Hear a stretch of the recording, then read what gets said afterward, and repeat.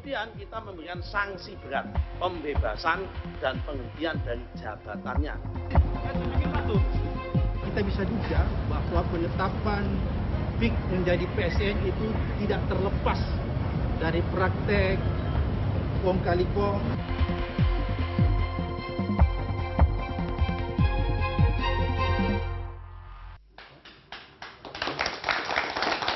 Terima kasih Anda masih bersama kami di Political Show. Carut marut pagar laut kian berlarut mulai dari persoalan agraria hingga masuk ke ranah pidana. Pasca pagar laut disegel dan dicabut, giliran 6 pejabat pertanahan dipecat dan disanksi berat. Yang terbaru, setelah melapor ke Bareskrim Polri dan Kejaksaan Agung, kini Koalisi Masyarakat Sipil melaporkan Sugianto Kusuma alias Aguan hingga Presiden ke-7 Republik Indonesia Joko Widodo ke KPK. Akankah upaya hukum yang ditempuh mampu menyelesaikan sengkarut pagar laut?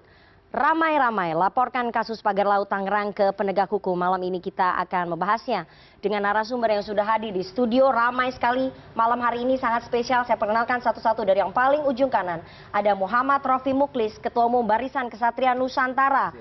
Selamat malam Gus Rofi. Selamat malam. Ada Wakil Menteri Tenaga Kerja alias Ketua Relawan Jokowi Mania. Selamat malam Bang Immanuel Ebenezer. Malam, Selamat malam Bang Noel ya, terima kasih sudah hadir. Untuk pertama kalinya hadir di media, mau hadir di dialog menjelaskan duduk persoalannya dari sisi PT Agung Sedayu. Ada kuasa hukum PT Agung Sedayu Group, Muanas Alaidit. Selamat malam Pak Muanas. Malam Mbak. Terima kasih sudah mau hadir, sudah mau menjelaskan. Ada anggota Komisi 2 DPR RI sekaligus politisi PDI Perjuangan Bang Deddy Sitorus. Selamat malam Bang Deddy. Dan ada Ketua Riset dan Advokasi Publik LBHP PP Muhammadiyah Pak Gufroni, sekaligus pelapor ya, anggota masyarakat sipil ya.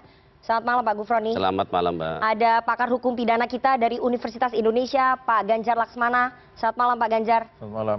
Terima kasih Bapak-Bapak sudah hadir dan seperti biasa kita selalu ingin mendengar suara teman-teman muda, suara-suara anak muda, dan hadir langsung di studio CNN Indonesia pada malam hari ini ada teman-teman dari mahasiswa Universitas Islam Negeri Jakarta. Silahkan teman-teman dari UIN Jakarta nanti boleh bertanya, mengkritisi, mengungkapkan unek-unek mungkin yang rumahnya di Tangerang, bisa tanya begitu ya kepada para narasumber saya yang hadir di studio. Saya akan langsung ke Pak Gufroni terlebih dahulu. Sebagai perwakilan dari masyarakat sipil, Anda bersama dengan teman-teman yang lain seperti Pak Abraham Samad, kemudian Pak Saididu, dan kemudian dari PBHI melaporkan 2 nama, Sugianto Kusuma dan juga Pak Jokowi ke KPK. Sebelumnya dari PP Muhammadiyah sudah melaporkan ke Bareskrim Polri begitu ya. Ada beberapa nama yang dilaporkan. Saya ingin tanya, apa dasar laporan Anda Pak Gufroni? Ya tentu yang pertama kami sampaikan bahwa betul pada tanggal 17 Januari 2025 kami telah menyampaikan pengaduan resmi ke Mabes Polri, tentunya bersama 9 lembaga lainnya. Ada LBH Jakarta, PBHI, ada Walhi dan yang lainnya. Terkait dengan adanya pagar laut yang panjangnya 30 km. Kemudian kami juga coba cari informasi. Siapa sih sebetulnya dalang di balik pemagaran laut? Akhirnya kita coba dari sosial media yang beredar. Dari sosial media itulah kemudian kami sampaikan ke Mabes Polri dugaan nama-nama yang dianggap ikut andil dalam persoalan pemagaran laut. Itu di Bareskrim adalah soal pidana umumnya, Mbak. Kemudian beberapa waktu yang lalu kami memang bersama dengan tokoh para pimpinan KPK mendatangi gedung Komisi Pemberantasan Korupsi dan kami diterima oleh komisioner KPK di sana. Kami sebenarnya bukan lapor ya. Sekali lagi ini adalah pengaduan sifatnya, tinggal sebetulnya kita minta agar KPK melakukan investigasi menyeluruh tentang proyek PSN PIK 2 yang ditengarai syarat praktek-praktek suap gratifikasi melibatkan banyak pejabat gitu ya, termasuk nama-nama yang sudah disampaikan ke Komisi Pemberantasan KPK yang lalu. Jadi tapi dasar buktinya apa yang Anda sertakan ke Bareskrim maupun ke KPK? Ya, jadi memang itu adalah ada satu berkas yang memang tapi kita belum serahkan. Jadi kita baru hanya sebatas minta kepada Komisi Pemberantasan Korupsi untuk coba dong investigasi. Jadi mendorong KPK. Mendorong. Tapi belum ada buktinya yang Anda serahkan. Belum diminta. Oke. Yang setahu kami kemarin penjelasannya adalah KPK sebetulnya tanpa ada pengaduan kami pun mereka sudah membentuk tim melakukan telaah ya. Jadi dia KPK akan melihat dari seluruh faktor ya, tidak soal HGB saja, tidak soal pagar laut, tapi banyak hal yang nanti mungkin KPK akan telusuri apakah ada dugaan praktek korupsi nggak di dalam proyek PSN PIK 2 ini. Yang menarik bahwa teman-teman Koalisi Masyarakat Sipil dan juga Anda melaporkan Pak Jokowi dan juga Pak Aguan. Kenapa kemudian dua orang ini yang dilaporkan? Apa kaitannya? Secara implisit memang ini kan terkait dengan penetapan proyek PSN, Pak, ya kan, proyek strategis nasional PIK 2 di mana di situ Jokowi yang menandatangani itu. Pada bulan Maret 2024. Betul. Maka karena kita lihat bahwa PSN PIK 2 ini juga banyak masalah gitu ya, terkait dengan pembebasan lahan, terkait dengan HGB palsu, maka kami melihat bahwa indikasi praktek-praktek koruptif itu akan ada gitu. Maka kami melihat ada dugaan aliran uang itu. Pertanyaannya kenapa tidak dilaporkan dulu-dulu, kenapa baru dilaporkan sekarang? Itu kan proyek ditandatangani Pak Jokowi Maret 2024. Kenapa tidak dilaporkan dari dulu-dulu? Apakah karena menunggu Pak Jokowi sudah nggak berkuasa lagi? Saya kira momentumnya tepat di tahun ini ya, kenapa? Sehingga kita bisa menyampaikan data secara lebih komprehensif. Karena memang kasus PSN PIK 2 ini kan masalahnya makin lama makin banyak, makin menumpuk, maka dari situ kita melihat bahwa ini banyak persoalan terkait dengan PSN PIK 2. Maka tentu kita harus mengambil langkah untuk supaya kita minta KPK untuk membereskan soal ini. Apakah ada praktek suap, gratifikasi, korupsi dan yang lainnya. Jadi melaporkan Pak Jokowi ada dugaan gratifikasi terhadap Pak Jokowi dalam penetapan PSN itu. Itu tadi kewenangan KPK untuk menelusurinya. Ya, tapi dugaan yang dilaporkan itu berarti. Ya, karena kan bagiannya gratifikasi dan TPPU. Ya, bisa jadi. Tinggal nanti KPK ungkap itu semua. Saya mau ke Pak Muanas ya. Sebagai perwakilan dari PT Agung Sedayu, bagaimana kemudian perusahaan Anda merespon laporan hukum yang masuk ke dua institusi, tiga Bareskrim, kemudian Kejaksaan Agung dan juga KPK. Tapi yang paling eksplisit adalah yang di KPK. Di situ ditulis bahwa pemilik saham Anda, Pak Aguan dan juga Pak Jokowi itu dilaporkan karena ada dugaan kong kali kong lah permainan pada saat penetapan PSN Tropical Coastline itu pada bulan Maret 2024. Ya, pertama yang perlu saya sampaikan agar ini kemudian publik menjadi jelas. Semua saya yakin yang hari ini berbicara soal masalah PSN yang akan dikelola oleh PIK 2 ini ya, Tropical Coastline ya, ecotourism, itu 80% dia nggak paham. Maksudnya gimana itu? Karena tadi misalnya dari penjelasannya yang disampaikan oleh Bang Gufron itu menyatakan bahwa PSN itu ada HGB-nya tidak jelas, pembebasan lahan. Itu menunjukkan bahwa Bang Gufron sendiri nggak paham terhadap PSN. PSN itu adalah tanahnya punya pemerintah. Hutan lindung. Yang akan dijadikan Tropical Coastline. Iya, di situ tidak ada penduduk, tidak ada pemukiman, tidak ada transaksi jual beli. Tanahnya punya pemerintah, bagaimana ada konflik sengketa lahan. Nah itu ya, berbeda dengan proyek PIK. Nah, yang kemudian menjadi persoalan, banyak orang menyebarkan hoax di media sosial dengan membuat konten-konten ya yang beredar itu, memproduk untuk menyesatkan opini publik seolah-olah bahwa proyek PIK ini yang di PSN-kan untuk bangun perumahan. Sehingga ini kemudian menimbulkan gejolak di masyarakat. Kok properti industri properti untuk bikin rumah di PSK oleh negara. Nah itu yang kemudian menjadi persoalan dan itu terus bergulir. Jadi saya luruskan, berarti proyek PSN Tropical Coastline dengan PIK 2 adalah dua hal yang berbeda ya? Bahwa mereka berdampingan iya? Iya. Dan itu dua hal berbeda. Dan kalau yang proyek PIK dikerjakan oleh PIK. Yang PSN ini dikelola oleh PIK untuk ya tujuannya merehabilitasi lingkungan dengan memperbaiki mangrove. Mangrove-nya sudah hancur, sudah rusak karena abrasi, karena rob. Sekarang itu tinggal sisa 91 dari 1.500. Mau dibalikin lagi nih jadi 500 rehabilitasi lingkungan. Kemudian yang kedua untuk kegiatan wisata, bukan perumahan. Wisata kuliner, wisata agama, wisata macam-macam untuk membuka lapangan pekerjaan dan peningkatan pendapatan daerah. Bukan untuk industri perumahan. Itu yang paling penting ya.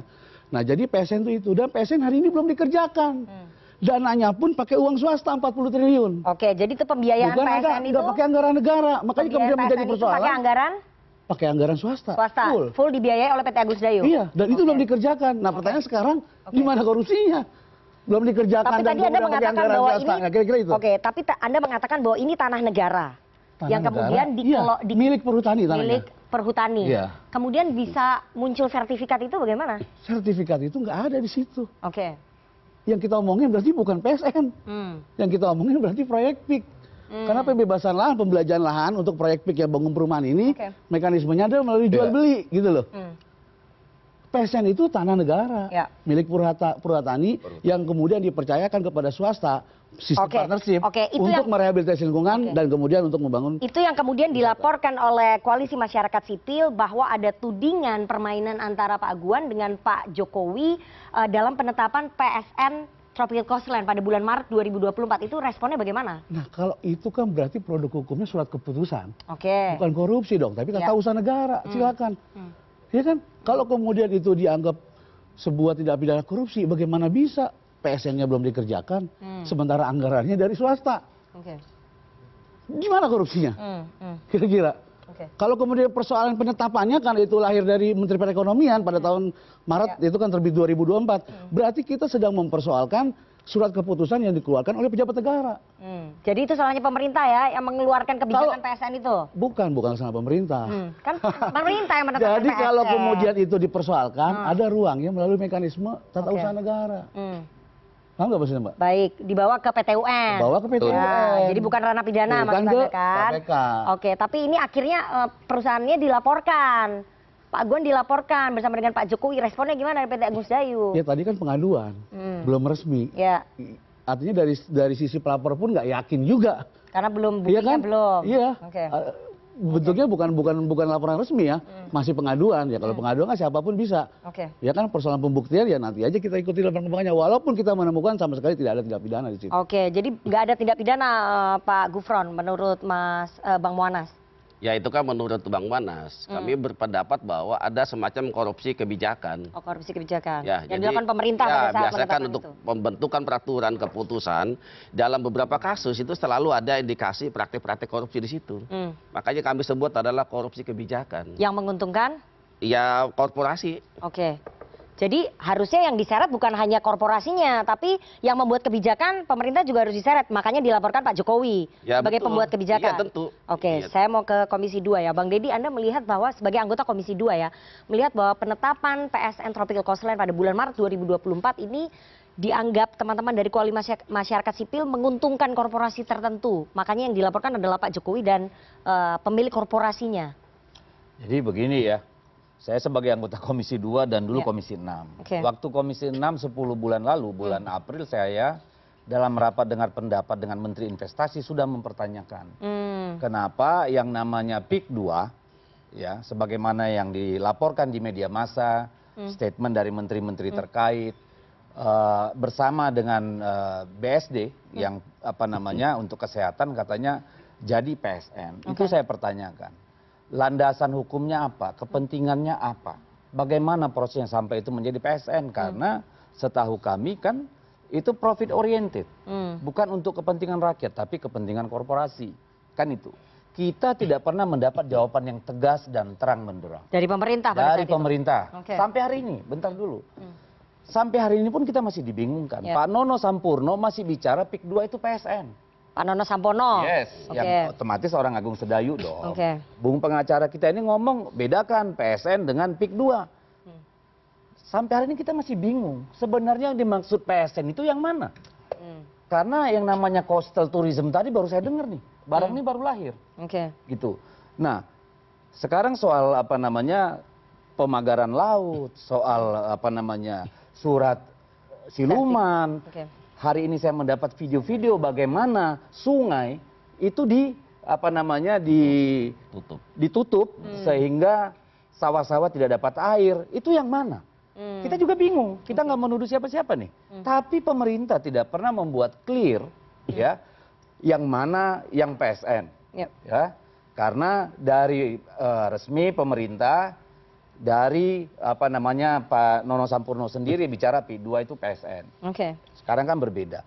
Nah, kalau saya merunut ke belakang, kenapa ini tidak jelas? Kalau saya melihat, mencurigai, menengarai proses penunjukan PSN ini salah. Oke. Kenapa salah? Karena itu tadi, ini profit oriented oleh korporasi. Oke. Nah, kemudian ini kemudian diamini oleh pemerintah. Tidak akan terjadi PIK itu, ya PSN itu, ya saya jadi bingung di mana PIK 2 mana PSN. Tidak akan terjadi itu, tidak akan terjadi pagar laut, tidak akan terjadi. Kalau nggak ada blessing dari pemerintah. Nggak ada. Dulu Pak Jokowi selalu bilang, saya punya mata-mata di mana-mana. Isi jeroan partai politik aja ngerti, masa pagar 30 km nggak tahu presiden. It doesn't make sense toh. Jadi kita menengarai dan sangat sah secara logika kita mempertanyakan di mana peran presiden dalam persoalan ini. Pak Jokowi maksudnya ya? Pak Jokowi, presiden pada saat itu. Nah, sekarang kan kemudian hilirnya ini tadi. Oke, apakah ini pidana? Apakah ini korupsi? Apakah ini tata usaha negara? Mari kita lihat siapa sebenarnya ada di belakang sana. Di belakang pemagaran laut yang menurut Menteri Kelautan mengatakan bahwa itu adalah upaya untuk menimbulkan yang reklamasi alami. Reklamasi alami, ya kan? Kemudian ada yang bilang pelanggaran hukum sampai presiden memerintahkan angkatan laut cabut tuh barang. Kan gitu nih, ya toh. Kita melihat ekses-ekses di lapangan, bagaimana kepala desa, bagaimana aparat penegak hukum, bagaimana preman-preman menekan rakyat dengan segala macam cara untuk menjual lahannya. Ya, banyak sekali testimoni soal itu. Jadi kalau itu diadukan oleh masyarakat sipil kepada KPK atau Polri, sah-sah saja, tidak perlu dipersoalkan. Bagaimana membuktikannya? Tugas KPK lah. Tugas polisi lah yang diberi kewenangan oleh negara, diberi anggaran membuktikan benar enggak. Tapi kalau kita mau cari bagaimana membuktikan ada korupsi dalam kebijakan itu, ya kan pasti agak susah. Bagaimana? Itu kan seperti apa ya? Kita cium baunya, barangnya nggak kelihatan. Ya kan susah. Nah, saya akan mau katakan bahwa ini ada kejahatan terjadi di sini, ada persekongkolan jahat antara pemerintah dengan korporasi. Tidak mungkin hanya korporasi kan, karena keluar kemudian sertifikat hak milik di laut gitu ya, yang dikeluarkan oleh BPN. Emang BPN kantor cabang sana tidak kemudian memberikan laporan kepada BPN di provinsi, wilayah, kemudian sampai ke menteri? Kan tidak mungkin juga. Sehingga terjadilah yang namanya sanksi berat, itu yang saya persoalkan di Komisi 2. Kenapa sanksi berat? Ini kejahatan hukum. Harusnya. Ya, karena apa? Kan ini banyak yang bertestimoni, oh itu dulu akibat abrasi. Loh, peta satelit mengatakan tidak ada abrasi sejak tahun 80-an. Dan kalaupun itu abrasi, Undang-Undang Pokok Agraria tahun 60 pasal 27 huruf B menyatakan hak milik hilang kalau sudah tanahnya musnah. Kenapa masih ada diterbitkan tahun 2022-2023? Siapa berkuasa pada saat itu? Kenapa barang ini bisa lolos? Kan ini logika-logika, fakta-fakta yang kemudian menjadi tugas KPK, menjadi tugas Polri untuk kemudian menyelidiki. Karena apa? Ini bertentangan dengan undang-undang regulasi yang ada. Tidak hanya undang-undang pokok agraria, undang-undang KUHP juga. Ya, ini pasal 264, ini ancamannya 8 tahun nih. Urusannya ada persoalan hukum di sana. Ada persoalan konstitusional juga di sana. Tanah air dan segala isinya itu sepenuhnya untuk kepentingan rakyat. Katanya ini kok kepentingan korporasi. Itu kedua. Yang ketiga, kalau menurut kita sedang terjadi kekerasan di wilayah sana. Apakah itu oleh PIK 2, apakah oleh PSN, apakah oleh mafia tanah sana, kita nggak tahu. Nanti biar KPK dan polisi yang buktikan. Baik, saya mau ke Bang Noel. Bang Noel, ada korupsi kebijakan yang dilakukan oleh Pak Jokowi, ada semacam pembiaran pada saat Pak Jokowi memerintah begitu ya, sehingga menguntungkan korporasi. Sebagai relawan Jokowi mania bagaimana? Itu kan dugaan. Selama itu dugaannya nggak masalah. Kita harus sensitif dengan dugaan, ya nggak apa-apa. Ya namanya dugaan kan pada akhirnya nanti ada sebuah pembuktian melalui mekanisme pengadilan. Tinggal diuji buktinya gitu loh. Tadi kan sudah terkonfirmasi ada PSN, kebetulan wilayah itu memang milik negara. Ya kan tadi sudah terkonfirmasi dengan Muammar. Jadi sampaikan tadi ada memang proyek PIK 2. Nah itu beda, jangan disamakan. Kemudian di situ ada swasta yang mengelola, itu kan persoalan lain. Kemudian tadi disampaikan juga ya peruntukannya kan bukan buat perumahan. Di situ ada misalnya tempat kuliner, wisata dan sebagainya. Pasti dampaknya ada resapan tenaga kerja. Nah itu kan bagian program yang akan dilakukan oleh pemerintah. Tuh, lantas kita biarkan rakyat ini miskin, pengangguran. Cuma orang bodoh tuh menurut saya tuh. Tapi ada kekhawatiran korupsi kebijakan yang dilakukan. Nah, tinggal kan dibuktikan, gitu. Dibuktikan. Saya punya keyakinan ya, Presiden tidak akan melakukan hal itu. Gitu loh. Kemudian kawan-kawan punya dugaan-dugaan, silakan aja. Saya tidak terlalu alergi, dan Presiden kemarin kawan-kawan ketemu di Solo, Presiden cuma ketawa-tawa aja kok. Maksudnya saya siapa Presiden? Pak Jokowi. Oh iya, sorry, nama. Ya, Presidennya mantan Pak Presiden. Ya. Menterinya Pak Prabowo loh. Ya, yang kurang ajar juga loh. Ya, itu mantan Presiden Pak Jokowi ketawa aja kok, saya lagi sih kait-kaitin gitu loh. Ini kan menurut saya aneh ya, tapi ya nggak apa-apa lah, kita percaya aja. Kita percayaan aja ke kawan-kawan masyarakat anti korupsi, kemudian masyarakat sipil, selama itu dugaan lantas dilaporkan nggak masalah. Mereka punya hak secara konstitusional dalam menyampaikan hak-hak konstitusinya. Laporan itu juga, pengaduan itu hak konstitusi. Nah, Pak Jokowi sebagai mantan Presiden juga punya hak untuk menyampaikan pandangan dan pendapatnya. Itu juga dilindungi oleh konstitusi. Ya nggak apa-apa, ini bukan negara otoriter, ini bukan negara diktator. Semua ruang-ruang instrumen yang terkait dengan hukum ya salurkan dong. Misalnya penegak hukumnya ke KPK udah benar, kemudian ke kepolisian sudah benar, ke kejaksaan sudah benar, gak ada yang salah menurut saya. Kemudian ya misalnya kawan kita nih yang dari Aguan, lawyernya, ya dia punya hak juga menyampaikan pandangannya dengan bukti-bukti yang dimiliki.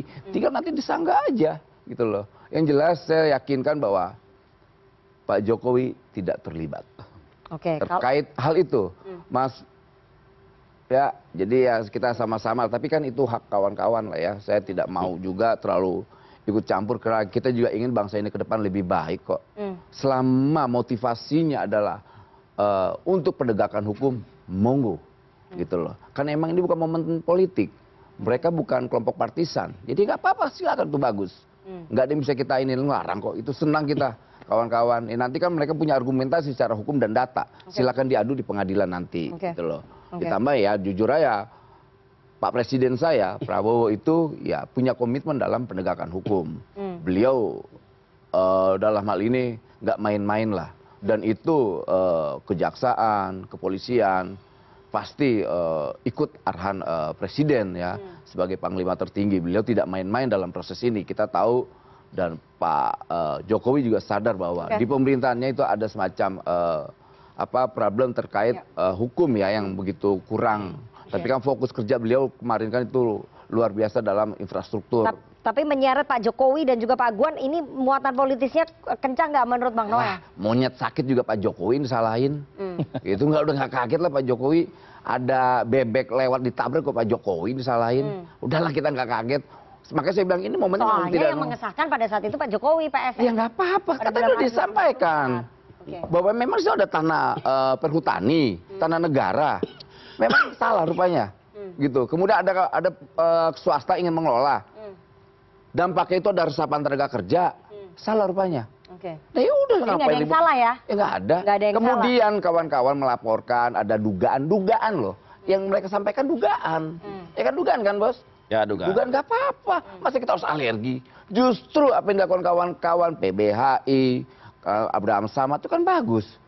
Artinya jangan main-main dengan rakyat, jangan main-main dengan hak yang dimiliki rakyat. Kemarin aja itu ada di Bekasi ibu-ibu punya surat hak milik, itu ditabrak tuh, digusur. Kok kenapa kita diam? Gitu loh. Kalau nggak ada yang salah, kenapa? Atau nggak ada Said Didu di rumah itu? Gitu, itu kawan saya loh. Di Bekasi kemarin kan? Ya. Gitu. Kalau nggak ada yang salah, nggak ada pencabutan sertifikat, Bang Noel. Mestinya Menteri ATR BPN mencabut 50 sertifikat. Dia punya data dong, berarti kan bagus dong. Ya, punya data. Ada yang salah dong. Dan persoalan salah itu kan saya bukan hakim. Kawan-kawan yang nanti Anda kan mengatakan tadi nggak ada yang salah. Ya, Pak Jokowi, ini negara punya tanah perhutani, lantas dikelola. Salah tidak? Dampak dari pengelolaan tanah itu nanti dibikin tempat kuliner, tempat wisata. Dampaknya nanti di sana ada resapan tenaga kerja. Bagus atau tidak? Ya udah itu. Baik, nggak ada yang salah dari Komisi 2. Ini harus dikelirkan coba dari pengacara ya. Saya kan membayangkan nih lokasi.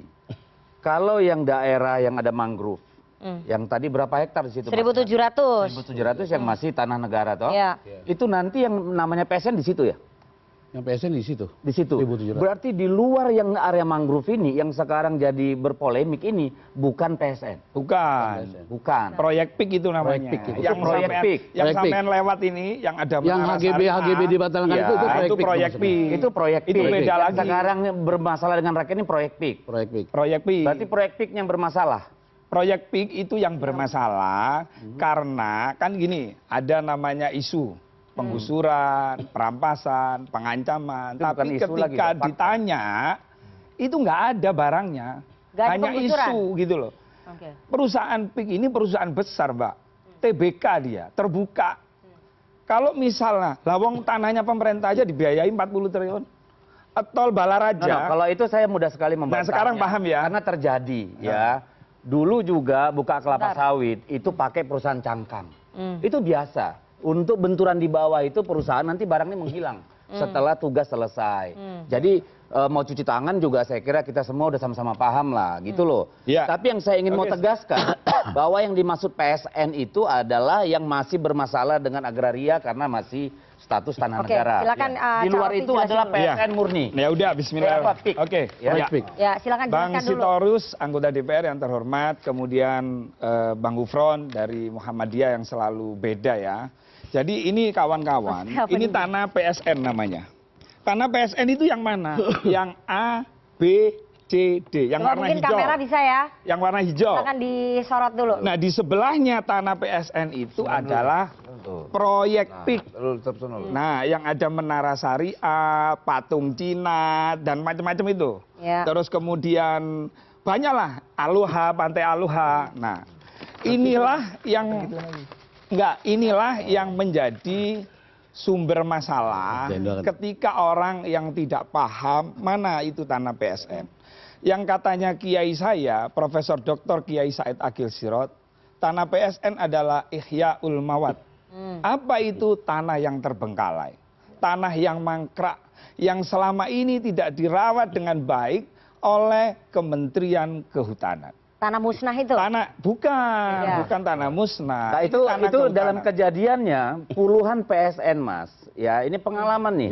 Ya, di mana-mana PSN ini itu membawa derita pada rakyat. Tidak benar bahwa itu tanah nggak terpakai. Di dapil saya di Kalimantan Utara ada PSN ya yang namanya kawasan industri hijau terbesar di dunia. Itu masyarakat NJOP-nya diturunin. Yang nggak setuju itu berkasus dibawa ke kantor polisi segala macam. Itu kita alamin, Mas. Jadi kalau Anda mengatakan sakit nanti hati rakyat bahwa yang jadi tanah PSN tanah terbengkalai. Enggak. Bukan begini. Produktif rakyat, kebun sawit, kebun sayur. Begini saya jelaskan dulu. Silakan. Jadi tanah PSN ini saya sudah survei ke lokasinya. Anda di posisinya mengadvokasi. Ya, mengadvokasi betul. Jadi sebagian ada berapa hektar itu menjadi petani garap.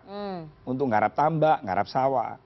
Itu pun sama pihak PIK juga mendapatkan kerohiman. Kami punya fotonya, kami punya datanya lengkap semua. Jadi tanah PSN itu bukan tanah merampas dari warga. Jadi itu memang ada itu dibeli. tanahnya pemerintah. Itu adalah PIK. Bukan PSN.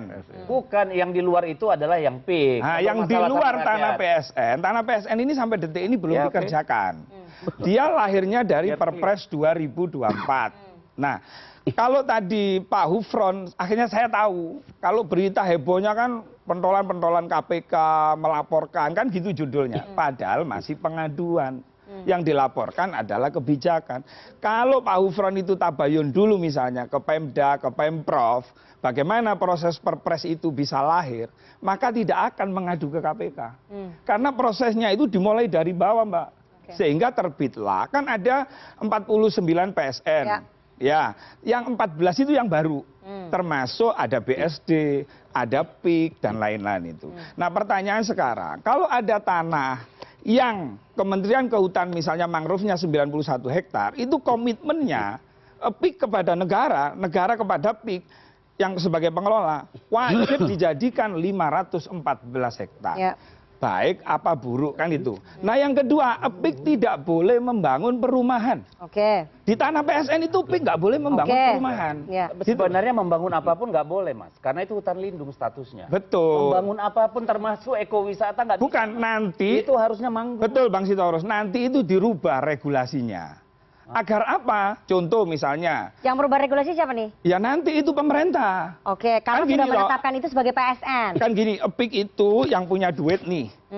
Sama yang punya SDM untuk membangun. Yang punya tanah pemerintah. Membangun dalam artian bagaimana tanah itu, katanya Yai Said itu, bisa memberi manfaat. Termasuk menciptakan lapangan kerja. Kan nggak mungkin hanya tanah itu dibiarkan, mangrove-nya dibiarkan. Terus kemudian juga, contoh Taman Safari, rencana ini di master plan Bang Sitorus ya.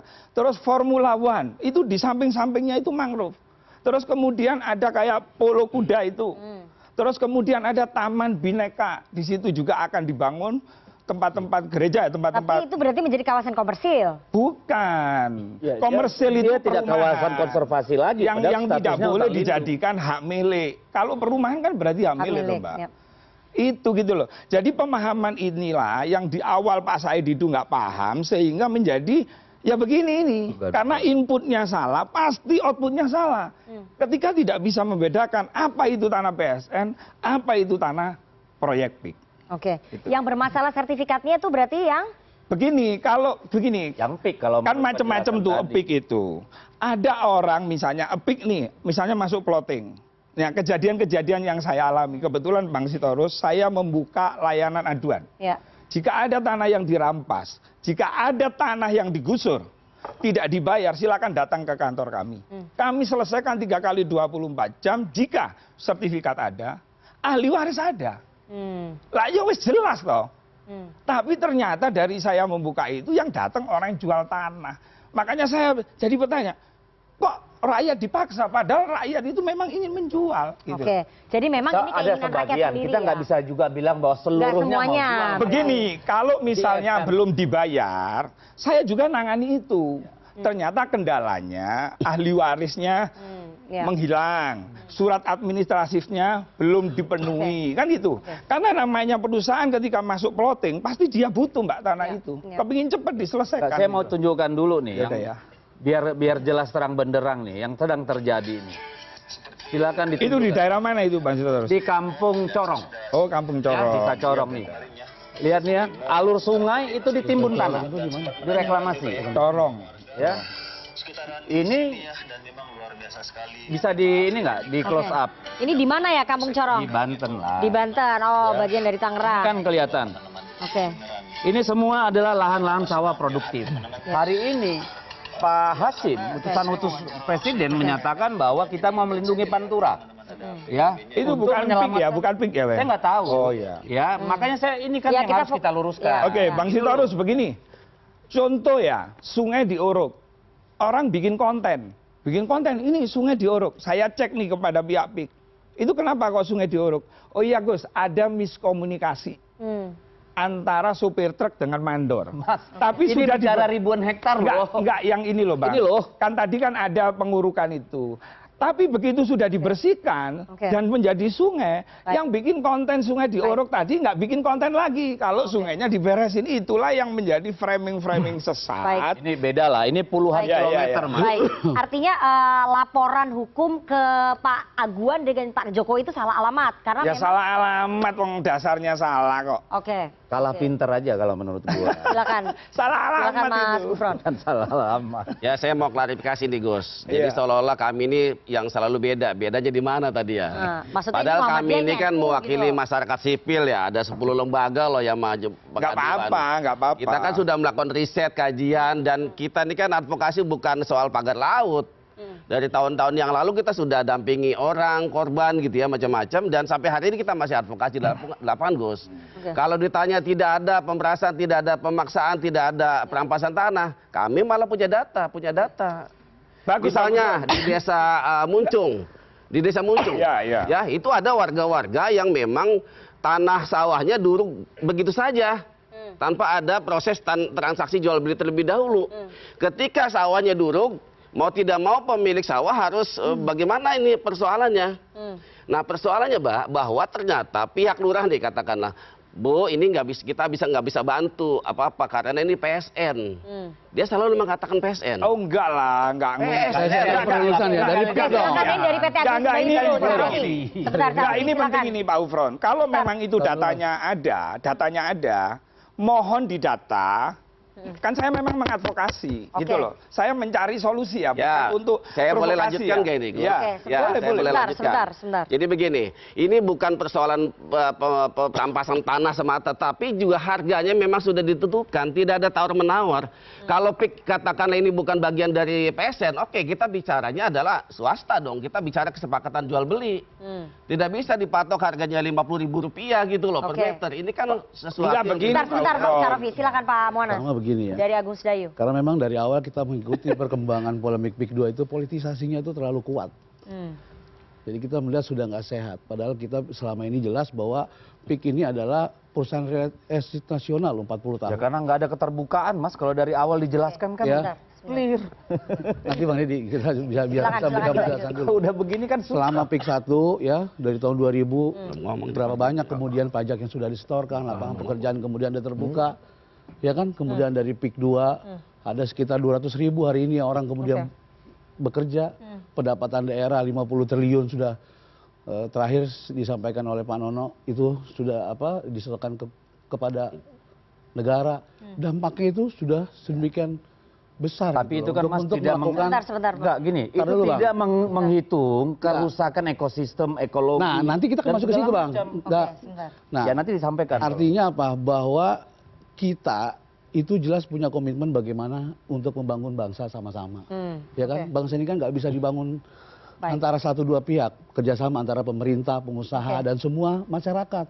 Ya, apalagi Pak Prabowo kemudian sudah mentargetkan kemarin untuk membuat pertumbuhan ekonomi 8%. Nah, jangan sampai kemudian ya ini malah mengganggu proses investasi, kan ini yang paling penting. Tapi ini ada proses yang kemudian bermasalah. Contoh misalnya ya, saya melihat, bentar Bang. Oh silakan. Jadi biar kita jelaskan. Pertama, kami melihat misalnya dalam kasus istilahnya HGB, ya, yang kemudian menjadi polemik, ya berkaitan dengan pagar-pagar laut itu politisasinya kuat.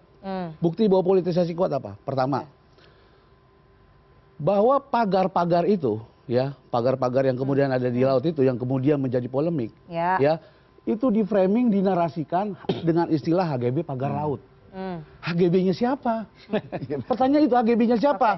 Kalau HGB-nya pengembang, HGB-nya pengembang itu cuma di Kecamatan Pakuaji. Dan itu hanya ada satu desa. Seolah-olah HGB itu menjawab dari situ. Seolah-olah HGB itu kemudian dianggap memiliki 30 km. Itu yang tadi saya bilang. Sudah biasa di negara ini. Untuk meratakan lapangan itu bukan orang yang di belakang. Udahlah, kita sama-sama tahu itu, ya. HGB itu jelas-jelas dinyatakan oleh Menteri Agraria. Sampai ada kena sanksi. Bahwa itu nanti tidak terkait dengan PIK, nanti kita buktikan di belakang, ya. Karena sekarang kita bicara itu, nanti di belakang kita mari berhitung sama-sama, gitu loh. Ini problem. Lalu kemudian, jangan rakyat, ini narasi Orde Baru nih. Jangan rakyat dibenturkan, mau menghalangi ekonomi. Enggak, kita enggak melarang kegiatan ekonomi, that's good. Untuk negara, untuk rakyat. Tapi ya mbok mikir, kalau itu mau untuk profit, hak-hak rakyatnya dipenuhi dengan baik dong. Lu mau untung triliun, mau kasih negara sekian triliun, rakyatnya menderita, itu gimana? Enggak, hak rakyat itu yang mana Bang Sitorus? Ini yang sekarang sampai sekarang diadvokasi oleh teman-teman. Itu jangan dibantah dulu, itu ada. Baik. Oke Bapak-Bapak, gitu saya harus, nanti kita teruskan di segmen selanjutnya. Selalu berhadapan sama negara, sama pertumbuhan, sama ekonomi, nggak ikhlas. Baik. Bahwa ini ada persoalan politisasi Pak Ganjar, ada persoalan lahir aja itu investasi, politisasi, urusan politik gimana? Ada persoalan politisasi dan kemudian ada persoalan investasi, tapi ini tidak menghilangkan laporan-laporan hukum yang masuk ya, proses pidananya ya. Kalau menurut Pak Ganjar ini sudah memenuhi unsur pidana nggak sehingga dilaporkan, dan ini kan dilaporkannya ketiga ya, Barreskrim, KPK dan juga Kejaksaan. Siapa yang berhak mengusut ini? Takutnya nanti malah tumpang tindih gitu. Gini, seru ya. Kenapa jadi seru? Saya langsung loncat nih. Kan yang berwenangnya Lamban. Itu dulu. Ya, kita mundur sedikit. Apa sih yang bikin rame? Sampai tadi ditanya, kenapa baru lapor sekarang? Kalau saya, emang saya baru tahu ada pagar bambu. Gitu kan? Momentumnya itu. Nah, jadi gini, kita jangan buru-buru ke sana kemari, ya. Tapi penegak hukum perlu bergerak taktis, ya. Ada pagar bambu nih. Ada masalah apa dengan pagar bambu ini? Ada masalah hukum, ya. Apa ada yang nggak berwenang? Apa ada liar? Apa ada perusakan lingkungan? Apa ada pemalsuan dan lain-lain, gitu ya. Nah, itu dulu diusut dari situ berangkat, ya. Begitu kita nemu di mana salahnya pagar bambu ini, apa undang-undang kelautan dilanggar, apa tata kelola pesisir, apa ini, apa itu, gitu kan, baru mulai kita pecah, ya. Misalnya apa? Kalau ternyata ini ada tindak pidananya, siapa yang berwenang? Kelautan Perikanan sedang melakukan penyelidikan. Kemarin kan gitu ya, yang duluan ngomong Kelautan Perikanan sedang melakukan penyelidikan. Ternyata ada kesan, entah benar entah tidak, wah ini mengganggu nih lalu lintas nelayan dan lain-lain ya, lingkungan dan lain-lain, sampai saya nggak tahu apa di tempat yang sama tuh tidak ada pesut yang nyangkut ya, mati gitu ya. Ini kan berarti ada dampak yang negatif. Dampak lingkungan ya. Ada dampak negatif ya. Nah, lalu kan begini. Dari situ, Kelautan Perikanan melakukan penyelidikan, terus dinyatakan sebagai barang bukti, ya. Nah, tapi kan ada dampak sedemikian rupa, Presiden, saya nggak tahu nih dari mana yang bisikin, bongkar. Gitu. Ini proses hukum lagi mulai loh, gitu kan. Betul, nggak harus 30 kilometernya jadi barang bukti, betul. Tapi berkoordinasilah dengan KKP yang sudah mendeklar dari awal dia sedang lidik. Faktanya ada koordinasinya? Nggak ada. Angkatan Laut bilang, kami perintah Presiden. Oke. Walaupun perintah Presiden kan bisa koordinasi. Nanti bisa ngomong, Kelautan Perikanan 1 kilometer aja ya yang jadi barang bukti, sisanya. Tapi didokumentasikan ini itu. Jadi tidak menghilangkan barang bukti. Tidak menghilangkan bukti. Gitu ya. Nah, sekarang ini. Terus ada nemu masalah apa lagi di situ? Misalnya, kok ada HGB-nya misalnya. Ya. Kok bisa? Ada pelanggaran nggak di situ? Ya, harus di tempat yang seharusnya misalnya tidak boleh ada HGB, kok ada HGB? Gimana bisa begitu? Nah, ada masalah nih terbitnya nih. Jangan-jangan ada pejabatnya yang disuap, gitu ya. Jangan-jangan ada pemerasan. Kalau memang ada kasus korupsinya, silakan serahkan ke KPK, kan gitu. Ya, jadi tadi tuh kepolisiannya mungkin nyari kalau ada pemalsuan, ada kekerasan untuk melepas tanah dan lain-lain, itu kepolisian. Kelautan Perikanan menyangkut keberadaan pagar bambu dan lain-lain. Kalau ada suap, ada korupsinya dan lain-lain, silakan ke KPK. Jadi kita pilah-pilah, gitu ya, kita pilah-pilah. Dan yang penting begini, responnya cepat. Dan publik ini kan sebetulnya menunggu penjelasan lah, gitu, dari pemerintah, terutama dalam hal ini aparatur negara. Nah, maka begini, saya begitu baca berita pagar laut 1 atau 2 hari, saya udah bilang gini, ini harusnya kan begini, begitu rame dipermasalahkan, kalau saya jadi pemilik, itu punya saya. Tujuannya begini, prosesnya begini, izinnya lengkap, bla bla bla, selesai, gitu ya. Tapi nggak nongol nih barang. Saya bilang 1-2 hari di medsos, bongkar aja. Pasti yang berkepentingan muncul, gitu kan? Benar. Saya nggak tahu, udah ada yang muncul atau belum? Belum ada juga. Gitu ya? Belum ada juga, gitu ya. Kalau bocor halus mau dianggap muncul, ya nggak tahu lah. Lalu muncul kemudian ya polemik ini, lapor sana, lapor sini dan lain-lain. Nah, ini sedikit hukumnya nih. Tadi Bang Noel, Pak Muanas bilang, lapor hak konstitusional, hak hukum. Betul. Nah, yang harus tahu, seorang pelapor tidak dibebani kewajiban untuk memastikan peristiwa yang dilaporkannya sungguh terjadi. Satu. Kedua, seorang pelapor tidak dibebani kewajiban untuk memastikan bahwa peristiwa yang dilaporkannya adalah tindak pidana. Itu, karena itu nanti tugas. Kadang-kadang ini lapor polisi nanya tindak pidananya apa? Tugas lo yang polisi. Cari dong ada tindak pidana enggak, maka investigasi tadi itu. Seorang pelapor tidak dibebani kewajiban untuk membawa bukti pada saat lapor. Itulah tugas penegak hukum. Maka tadi dibilang, mari diinvestigasi. Semua dimulai dari apa? Dari dugaan. Dugaan ini nggak dosa, gitu kan? Memang dari dugaan. Membangun asumsi, hipotesa, sampai pada kesimpulan, proses hukum, gitu kan? Nah, mungkin ada bagian-bagian yang bisa menjadi pertanyaan. Saya nggak mau terlalu jauh sentuh PSN PIK karena saya tidak menguasai hal teknis. Tapi pidananya terpenuhi nggak? Nah, ini yang sedang berjalan, gitu kan? Kan begini sebetulnya, yang sederhana ya. Begitu ada 50 sertifikat dicabut, sebetulnya kita mau tanya, yang dicabut itu karena masalah apa sih? Gitu ya. Karena ada suap, karena ada yang dipaksa, karena ada di lokasi yang nggak boleh atau gimana gitu. Supaya kita jadi tahu itu di mana itu yang 50 yang dicabut itu di mana ya. Maka berarti apakah di sekitarnya di situ juga punya masalah yang sama, berpotensi dicabut juga atau tidak gitu. Nah, ujungnya karena tadi misalnya gini ya. Yang dilaporkan Pak Jokowi, yang dilaporkan Pak Aguan. Waktu lapor, yang dilaporkan itu peristiwa, bukan orang. Ya, nanti penegak hukum yang nyari siapa orangnya. Ini masalah yang dilaporkan udah ada orangnya juga. Gini loh, sungguh pun si pelapor tahu siapa orangnya. Melapor itu melaporkan peristiwa. Nanti waktu di BAP sebagai pelapor dia bisikin, gue tahu loh Pak pelakunya. Gitu. Jadi tidak langsung dibuka. Gitu loh. Ini hukumnya. Nah, kalau mau lebih jauh sedikit, sebetulnya pertanyaannya gini. Di sini ada PIK, di sini ada PSN. Kenapa dikasih ke dia sih? Emang orang lain nggak bisa ngelakuin? Nah, itu kita tanya kepada pengambil keputusan yang buat kebijakan. Apa background lahirnya dulu PSN ini? Dan kenapa lokasinya ini? Kenapa diberikannya ke situ?